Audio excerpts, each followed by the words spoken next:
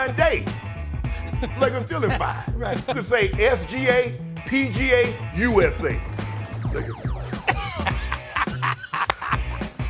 4 seed, mustard seed, poppy seed. Lakers in 5. The one-liners don't stop. Brian Windhorst joining the conversation. Guys, let's dive in. The Lakers made a statement yesterday dominating the Thunder 126-99. Luka Doncic led all scorers with 30 points, while LeBron chipped in 19. The Lakers are now 1.5 games ahead of the Nuggets for the 3rd seed in the West. Wendy, I'm coming to you. Do you think LA can beat OKC in a 7-game series? 7 games. Shannon thinks they need 5. What are you talking about 7? Forget about 7. As soon as the Lakers lose the 2nd game of a playoff series against the Thunder, get out, because Shannon's guaranteed 5.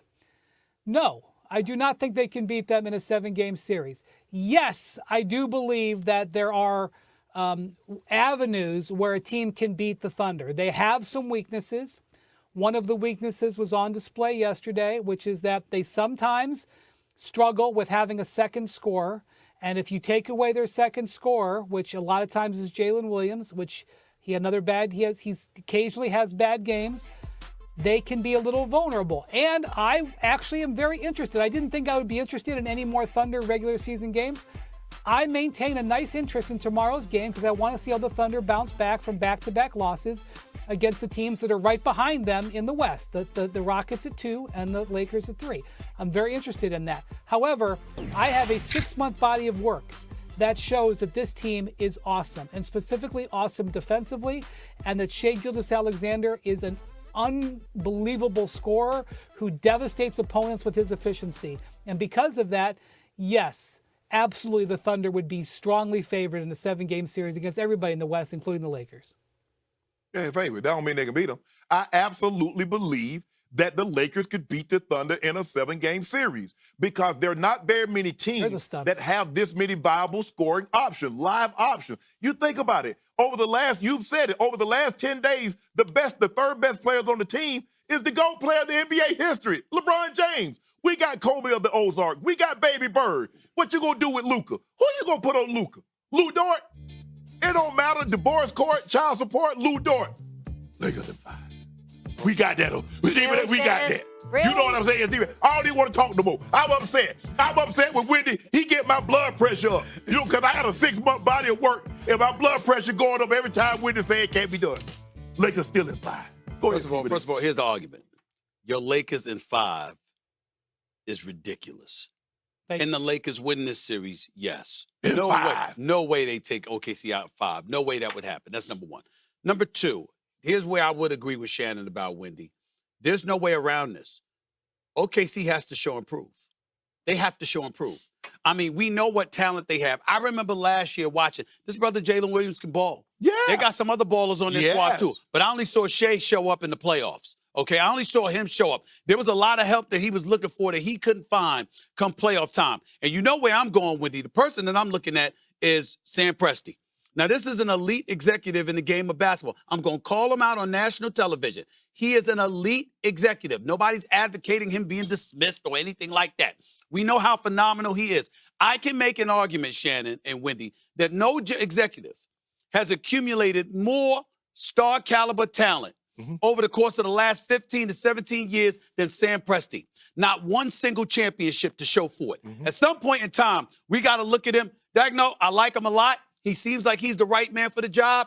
But once upon a time, Scott Brooks seemed that way. Once upon a time, Billy Donovan seemed that way. At some point in time, whatever is missing, Sam Presti's got to figure that out. And he shouldn't be allowed to rest on his laurels and be like, yo, look at the talent that I'm accumulating. We put you in a position to win. They got to close. And they haven't been able to do that. And when you're talking about the specter of them going up against Luka Doncic and LeBron James, and the size that your primary ball handlers have in your possession if you're the Los Angeles Lakers, and what kind of problem that creates for Dort, for Williams, for SGA, for Alex Caruso, it becomes very, very problematic, Wendy. So Shannon is very right. problematic. The Lakers can beat this team. There is no question about it, especially if you get to the conference finals and you got LeBron James and Luka Doncic 4 games away from a berth to the NBA Finals, that experience comes into play. Let's see what OKC's going to do. I wouldn't bet listen, I'm not saying that OKC would lose. I'm not saying that I wouldn't favor them to win. I'm just saying to you, I know the Lakers can beat them. And I knew that before this past weekend. But certainly after yesterday, I mean, considering how young you are, for you to get your ass kicked, the way they got their ass kicked yesterday, and that was an ass kicking, okay? You got to respond to that. And that's what I'm concerned about with OKC. I don't go Lakers in 5, but could I see Lakers in 6 or 7? It could happen, Wendy. It could happen. And we're going to put foots in them tomorrow night. I could see almost everybody in this Western playoff I could see almost anybody in the Western Conference playoffs beating anybody else. I mean, I'm sitting here today with the way the tiebreakers break out. The Clippers woke up today in the 5 seed. I could see the Clippers making a run. I could see the Timberwolves, who own all that 5-way tie, that was potential in the West.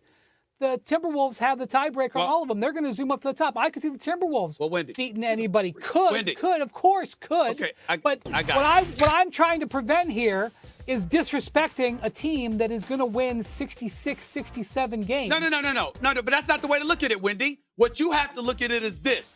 They got to earn that respect. You got to be able to deliver in the postseason. We recognize what they look like in the regular season. It can't be totally different in the postseason. Now, by the way, I told you, Wendy, you're looking good. Wendy, I got you. Wendy, you're looking good. Shannon, you're always on point. You see that right here, Wendy? You're always on point. I'm just bracing y'all for this heart attack that y'all are about to receive. I have to sit up here and give mad respect to what I am seeing from Kawhi Leonard. Oh. I have to give it to him. He looks great. And if that man is healthy, I don't believe it. You know how I don't believe it. I don't believe he's going to be healthy. But if he's healthy come playoff time, it's very interesting. Have we not put foots in them? Who? Have we not, the Lakers? What about it? Don't you know what we do to them? Well, they in the basement. Well, you wouldn't have to go They're the little brothers. But you wouldn't have to go against them. At some point, tell me it don't matter. Okay. And you talk about Chet. Well, you would have to go against the Warriors in the first round, and like if it was today, I think it could be the Warriors. We in the third spot. Okay, the third spot. They battling for 6. They battling for 6. They're battling for 6. Right? So it would be y'all against the Warriors, and the Clippers will go up against the Nuggets, and then you'd have the Rockets in the second round if you got past Golden State. If you got past Golden State, leave that up for a second. You got past Steph Curry. Leave that up for a second. Steven over here talking about Chet. Chet what? Chet Holmgren can play. Don't sleep on that, brother. Go ahead, Wendy. All right, now I want you to look at the losses. Forget about the wins. The wins they can control. They can't control the losses. I know it says the Nuggets are in 4th, but they're not really in 4th. Everybody's got 32 losses. You see all those 5 teams with 32 losses? Well, when you compute that the Nuggets are actually tied, because they've got one more win, they've played one more game. They don't play the Clippers again. They don't play the Warriors again. They don't play the Timberwolves again. They can't beat those teams. They're essentially tied. When you recompute it, that they're all tied, the tiebreaker winner is the Timberwolves. The real standings right now are the Nuggets in 7th. When they go into a tie with those other teams, the Nuggets fall to 7th.